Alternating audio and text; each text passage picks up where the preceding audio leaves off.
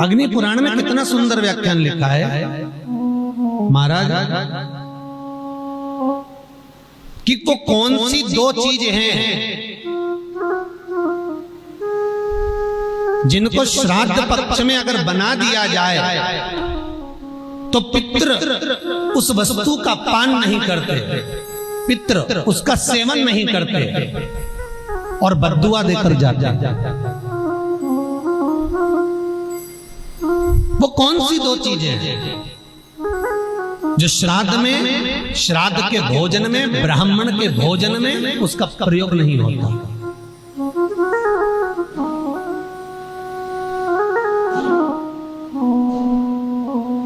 महाराज अग्नि पुराण, पद्म पुराण और गरुड़ पुराण तीनों में ये लेख मिल जाएगा।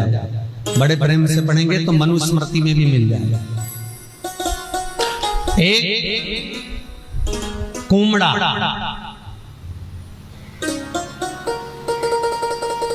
कुमड़ा जानते हो, जो नवरात्रे में यज्ञ वाले दिन बलि चढ़ती है, वो कुमड़ा जिसका पेठा बनता, आगरा में पेठा बनता। अगर उस पेठे को या उस कुमड़े की सब्जी को श्राद्ध के भोजन में रख दिया जाता है तो पितर 7 घर की दूरी से ही भाग जाते हैं महाराज, प्रवेश नहीं करते।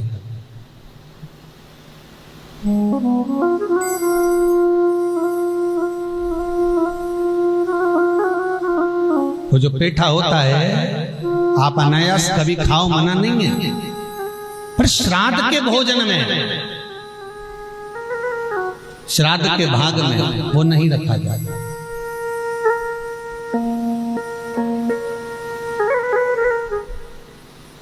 श्राद्ध के भाग में वो समर्पित नहीं होता। कितना सुंदर व्याख्यान है महाराज।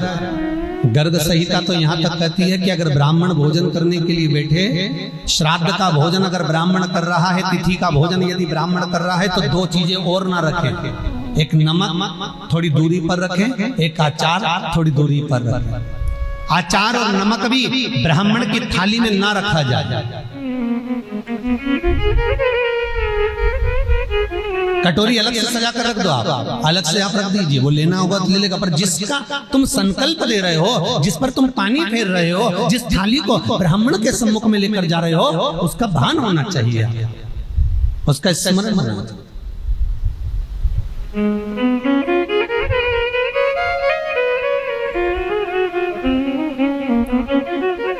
एक कुमड़ा, दूसरे नंबर पर है भैंस का दूध।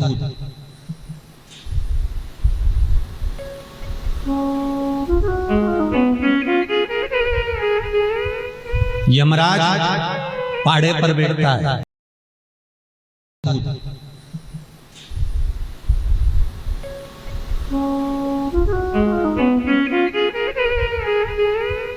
यमराज पाड़े पर बैठता है।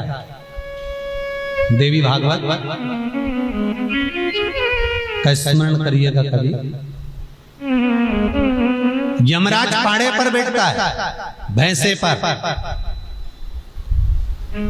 और जब पितृलोक से पितरों को लेकर जाया जाता है, पितरों के देवता आर्यमा स्वामी जब कौए पर पितरों को बिठाकर दरवाजे पर लेकर जाते हैं, तो यमराज बीच मार्ग में मिलता है महाराज, और यमराज बीच मार्ग में मिलता है तो आर्यमा स्वामी को प्रणाम करता है यमराज, और प्रणाम करता है। तब आर्यमा स्वामी कहते हैं यमराज तुम यहाँ कैसे आना होगा? यमराज कहते हैं प्रभु आज पितृ लोग भूमि पर जाएंगे और अपने अपने घर का भाग ग्रहण करेंगे। मेरा निवेदन केवल इतना सा है, अगर पृथ्वी पर जाकर ये जिस पाड़े पर मैं बैठता हूं, जिस भैंसे पर मैं बैठता हूं, इसी की कुल की माता अगर भैंस का दूध का अगर पान कर कर आएंगे तो उनको त्राण भोगना पड़ेगा। इसलिए इन पितरों से कह दिया जाए कि मृत्यु लोक में जाएं तो भैंस के दूध की बनी हुई सामग्री का पान न करें।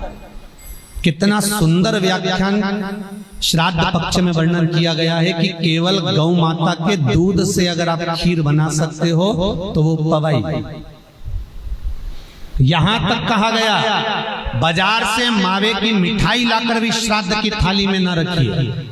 घर में हलवा बना लो, सीरा बना लो, बन सके खोपरा पाक बना लो, और बन सके गुलाब जामुन आदि जो सामग्री बनाना है आपको, तो वो घर के मावे को सिद्ध कर कर ही बनाई जाए। नहीं तो बेसन की चक्की बना लो, इमरती बना लो, पर उसका प्रमाण हमारे यहाँ एक एक चीज का वर्णन किया गया महाराज, एक एक चीज। दो चीजें, एक कुमड़ा, दूसरा है भैंस का दूध। इसको नकारना चाहिए, प्रयास करना चाहिए कि जिस दिन आपके दादा परदादा का श्राद्ध हो, आपके जीवन में हो, कि हम श्राद्ध पक्ष में जो सामग्री बना रहे हैं वो हमारे पूर्वजों को प्राप्त हो और उनको अच्छी लगे, वो पाए।